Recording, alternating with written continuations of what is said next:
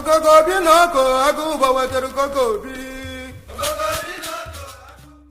said, I can't move. I said, there's a shock going through my whole body. I can't feel anything, man. I still remember the day I was in the film room watching film, and I was watching the California Bears, and my defensive backs coach, Larry Slade, came in the room. He said, Inky Johnson, I got some good news for you. And I dropped the clicker, and I said, Coach, what is it? He said, son, you're a projected top 30 draft pick. He said, all you have to do is play these next 10 football games. You're an automatic multimillionaire. I ran out of the room. I got on the phone. I called my mother and my grandmother. I said, listen. I said, after this season, our lives are about to change forever. And little did I know our lives were really about to change. First game we come out, play against California Bears. I get an interception. We shut them down. We get the victory. Second game, we're playing against Air Force. It gets late in the game, found ourselves in a dogfight. Now I approach the tackle like I approach any other tackle. And the way I'm approaching it, either I'm going to knock you out or you're going to knock me out. I'm 165 pounds. I can't play with anybody. But at the point of contact, when I hit this guy, something different happened that had never happened to me before in my life. I hit him, and it seemed as if every breath in my body left. My body went completely limp. I fell to the ground. I blacked out. I looked at the doctor because I couldn't feel my right arm. They had poked me with all type of needles. Inky, can you feel this? Can you feel? I couldn't feel a thing. They took me back. They ran the CAT scans, and they rolled me back into my room, and I'll never forget it. All in about a 15-second time frame, I was lying there in my bed. My father, he went to take a step in, and he looked at me, and he said, son, I can't do it. And he walked out. My mother, she came in, she was running. She kissed me on my forehead. She said a prayer. She said, Ink, everything is going to be okay. And she ran out.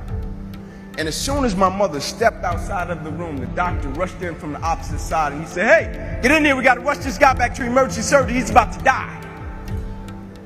I said, what? I said, my mom just told me everything was going to be okay. He said, son, what happened? You have busted up subclavian artery in your chest. You're bleeding internally.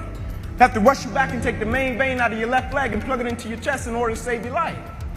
And when I woke up from recovery, the same doctor was standing over me. He said, Inky, I have some good news and some bad news for you. I said, you got some bad news for me? After telling him I was about to die, I'm still alive. How bad can it get? I'm still here. He said, the good news is, son, we saved your life. I said, thank you, sir. He said, the bad news is you have nerve damage in your right shoulder. You probably can never play the game of football again in your life. I said, Doc, no disrespect, man, but I'm 8 games away. I've been working for this ever since I was 7 years old. Doc, there's no way. God, not now, God. Like, let me make it to the NFL so I can help my family first. Like, we miss meals. I said, there's no way. I never cheated. I never cheated myself. I gave everything I had to it, and I respected it. I never cheated. There's no way that my career can be over. I said, send me up to the Mayo Clinic. And after several visits, I'll never forget, this is when reality set in. It was me, my mother, my father in the room, and the doctors came in. They said, Inky Johnson, here's the deal. They said, son, we hate to tell you, but your arm, it would never be the same again. Your hand, it would never be the same again. Son, you can never play the game of football again. They said, son, here are your surgery options. We could take a muscle out of the back of your left leg, plug it into your right arm, but there's a possibility that you'll be left with the weak left leg and the weak right arm the rest of your life. Or we can take a nerve out of your left arm, reroute it up to your chest, down into your right arm, but there's a possibility that you'll be left with 2 weak arms the rest of your life. Or we can take a nerve out of your left rib, reroute it up to your chest, down into your right arm, but there's a possibility that you'll be left with a breathing problem and a weak right arm the rest of your life. By the way, tell us what you want to do in the morning. And the next morning, I walked into the doctor's office. They said, son, what option did you choose? I said, no disrespect to you, doc. I'm not choosing an option. My situation is out of your hands. I said, no disrespect to you, doc. Cut me where you got to cut me. I said, I know I will come out of this situation okay. As I stand right here on this stage before you today, they cut me 6 times down my left thigh.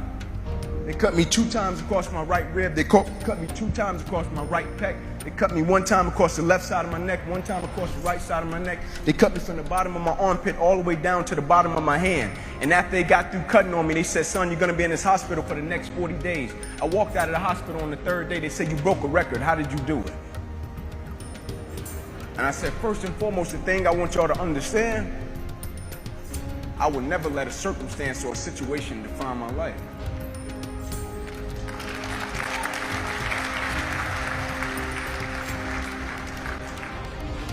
But most importantly, you know what I had invested? I had sweat equity. I had been working my whole life. And what I didn't understand by being determined to chase something, by being committed to it, and what commitment is staying true to what you said you were going to do long after the mood that you have set it in has left. You see, people think commitment is saying, yes, I'll do it on the days when it feels good. But I have been committed to everything that I ever started in my life, and I never stopped and I never quit it. And so by being committed to everything that I started, I finished it. It built a certain type of spirit. It built a certain type of mentality. It built a certain type of individual. And so now I couldn't quit even if I wanted to. I couldn't lay in the bed even if I wanted to. I couldn't stop even if I wanted to. I had too much sweat equity in my life and everything that I was doing. I understood the process is more important than the product. It wasn't about the outcome for me. Whether I made it to the NFL or not, that was inconsequential in God's plan for my life. But I was going to fall in love with that process because I understood by falling in love with that process, it was going to turn me into a machine. A lot of people need a little extra money to get motivated. A lot of people need, whatever the case may be, a little bonus to get motivated. I don't need anything but breath in my body and life. And every day I wake up, I understand I got 2 children depending on me. I understand I got a wife depending on me. I understand I got a world that needs me. The reason I go at life with the passion and the zeal that I go at it with is because I understand every day of my life is somebody in the world that is dependent on me. It may not be you, and if it's just about you, you're in trouble because I'm telling you, you're going to hit something in life that's a lot tougher than you, and it's going to test your will and it's going to test your heart. And if it's just about you and if it's just about the product, it will crush you. Every day I get up, I understand it's somebody in the free world that's looking at me to see if I'm going to keep going. And so I can't quit. And so I went back to school the next week after they had just saved my life. I was back in class. I had to learn how to write all over again. I had to learn how to walk all over again. I had to learn how to tie my shoe all over again. I had to learn how to bathe all over again. I had to learn how to live life all over again. Never one time did I say, let me go home. I need a break. You see, the thing we have to understand about everything that we're a part of, first and foremost, it's a blessing by God. And when it's a blessing, you can't help but to give everything you got to it. My life got saved. I got spared my life. I almost died. The doctor came to me on the field. He was on one knee and he grabbed my wrist and he said, son, you don't have a pulse. I don't even know how you're still living. The thing about it, my wound, like you can see this. You can see my arm. My wound is visible. But it's a lot of people in this room that are wounded and you can't see it.